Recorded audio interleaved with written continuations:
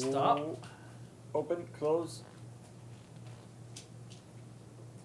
Woo! Back on the road. All right, another bus stop. So we had the splat while you guys were doing the thing, and we Nice. have the bus stop as well. Nice. That Great. felt good. Which means Dawnguard is on track to get another point, more or less the same time they did last time.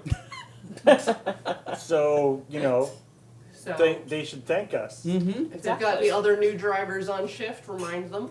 It's good to set people up for success. We're kingmakers. Yes. Mm-hmm.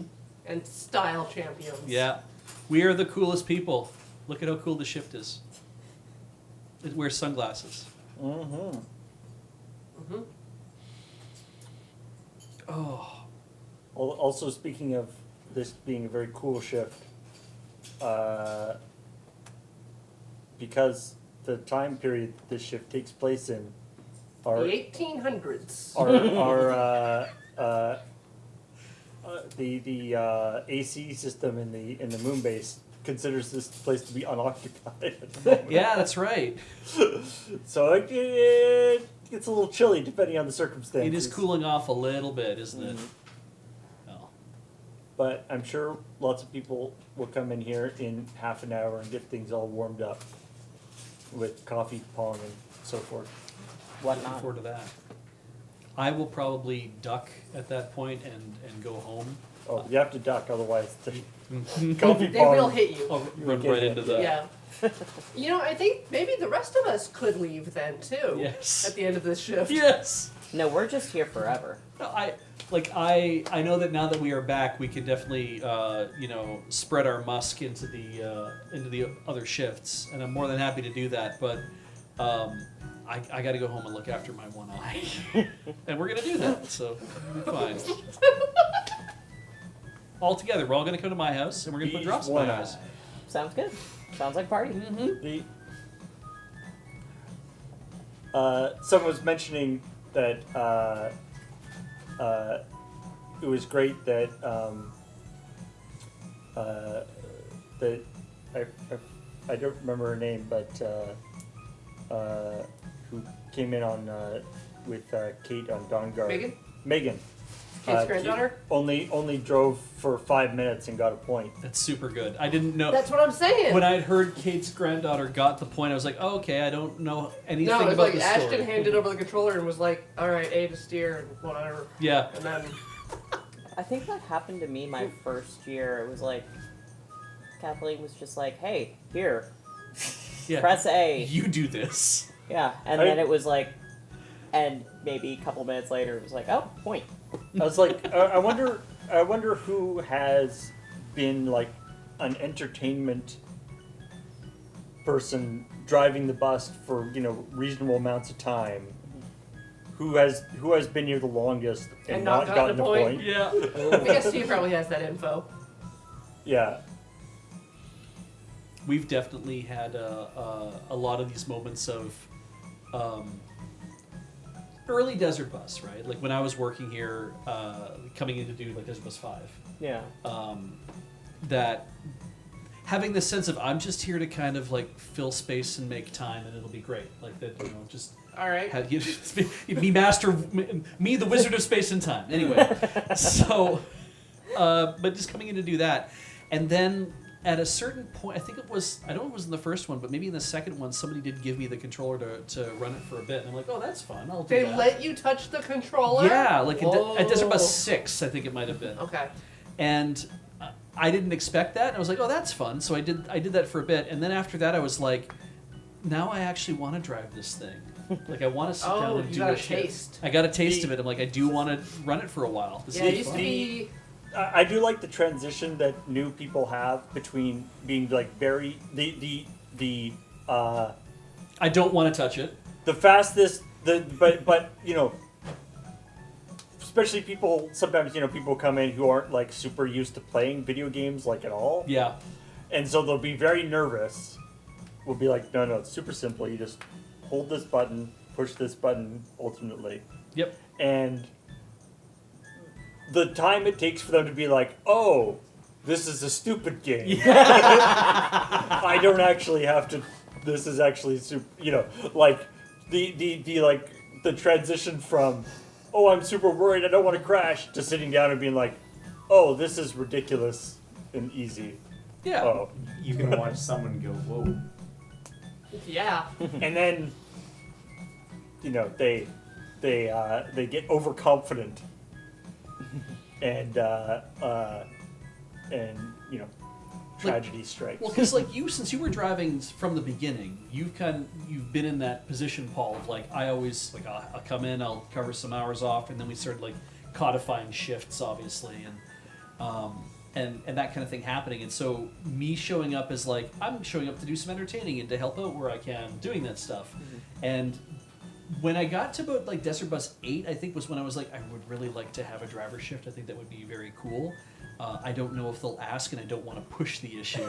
But there is that kind of thing, like, I want to have my own driver shift. I want to be that part of that thing, right? And there was a different, like, that was a whole thing, right? Like, Yeah. the driver shift, it was, you know, rather than having the different timed shifts during the day, there was sort of the different drivers. Yeah. And then the driver would kind of Set a tone. set a tone for the shift. It was kind of a different style. But I believe I have the dubious honor of being the first person to crash Oh, the bus nice. in the first year. Well, unintentionally. Penn or Eddie Gordetsky paid for James to take a dive. Nice. All right. You had the first unintentional crash. Yeah, because at that time there was no tech room, no back seat stuff, and I was the one running, and I was like running the website, and I was also driving. Yeah. And so something had gone wrong with the website, and so I was like looking over, trying to figure out. And as somebody who doesn't drive, like, you know, how ridiculously, stupidly easy the game of Desert Bus is. Yes. The fact that, you know, you're distracted, if you're distracted for just like a little bit of time, it's very easy to crash the bus in Desert Bus, is a really good illustration of, you know, how dangerous, like real driving, like how how with real driving, where not only the stakes are way higher, but there's so much more to pay attention to. That just, you know, how distracted driving can be quite dangerous. It's like, yeah, you can be distracted even when playing something as stupid as this. Yeah. And when you crash in Desert Bus, we just forked the universe, so it never happened. That's true. We just restart. We just abandon that one and shift into a new one. So we don't have to ride the tow truck all the way back. Did you ever hit a point, Paul, where you were like, because I'm assuming the point after having a driver shift is, I don't ever want to sit and drive that damn bus ever again, right? Like, don't put me in the chair, right? I don't want to have 6 hours, 8 hours, 24 hours that one year.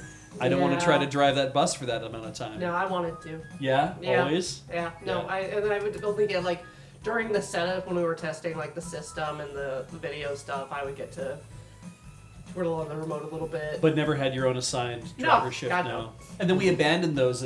Yeah. Yeah. Yep. Yeah. Mm-hmm. I've always been like, yeah, I've been pretty okay with driving the actual physical driving. Right. It's been, you know, sometimes the shifts were bad for various reasons. You know, like I said, the first year we did 4-hour shifts, which seems like it would be good because they're shorter, but there weren't that many 4-hour shifts. Yeah. So you ended up like, it was like 4 hours on, 12 hours off, 4 hours, or something stupid. Like, we had a really bad, so you had like enough time to sort of go and sleep, sort of, but not really. Yeah.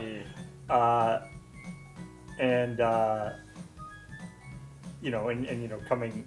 Yeah, and For- you'd never eat in advance, and food would not be available. We didn't have food, yeah, like, and just like food overnight. Or and like just you would only there's- have like donuts.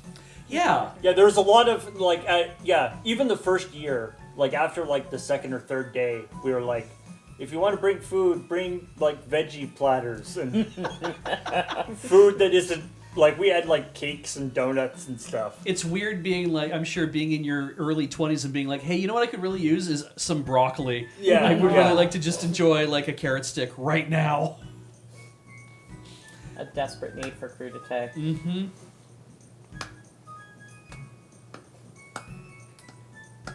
Yeah, we did 24-hour shifts once, I guess. It was either 5 or 6. I Yeah. think you did. Oh, Although you got something to say, Andre? I think This I mic refuses to work with me today. I remember in like 3 or 4, we went from having all the cookies to like no cookies at all one year. Yep. I don't think I ever did it.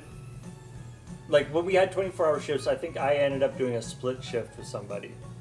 I don't know if I actually did a full 24-hour shift myself. Maybe I did, but I don't think I did. But yeah, we tried all different things. It's sort of interesting, you know, in how the act of driving the bus itself has sort of, you know, become less emphasized Yeah. over the course. Like, you know, when we switched over to sort of having, rather than having a designated driver, we had the shifts, and so it was just like whoever wants to can drive. Yeah. The windows gradually shrunk and shrunk. Well, I think there was always kind of a thing too where we're like, even just like let the entertainers drive, right? They're the ones who are supposed to be out there doing the hard work. Everybody else has their own jobs too. It's like, you know, they're the ones who have to kind of put their mind to this and not crash. So, you know, no, we shouldn't worry too much about letting anybody else do it, because then at least then we're responsible for screwing it up. And also, you don't really want the bad feels on people who are volunteers. You know, if they show up and like, oh, I've been waiting to do this all my life or whatever, and they sit down, they play, and they take their eyes off the road for 2 minutes and they crash. You don't want it to be like your first experience It's was. tears. Yeah, right? Yeah. You don't want the feel bads. Yeah, And- we always make very sure to tell everyone it's like it literally doesn't matter. Yeah, it only mattered back in the day, like when people were like, we're going to go for a record, and it's not so much anymore. It still means we have to do it, and yeah, I don't ever want to get to a point where it's just like a looped video in the bottom corner. But I had no qualms about saves coming during the pandemic. I was like, no, roll it back, just keep the bus rolling, who cares? I mean, it is a fascinating thing though that like it doesn't work without the bus. Like if this, I think if this was just like a whatever, this was just the telethon aspect. Yeah, just horsing around. Yeah. Somehow having the bus thing there kind of grounds it. I think anyway. Yeah, no, Who knows? We haven't tried it. I but- feel like it definitely, because I mean, knowing that it's like we're still having to be put to this whole test. But of- and you know, obviously this was not the intention at all, because we didn't know what this would become. Yeah. But it turns out the desert bus, at least for what we want to do, is sort of the ideal game, right? Like it's a game that does require that, does require input, so it can't just be ignored. But it also gives it's not like playing, a real game Yeah. where you have to actually focus on it. So it allows the driver to do other things, but they still have to, do it. And there is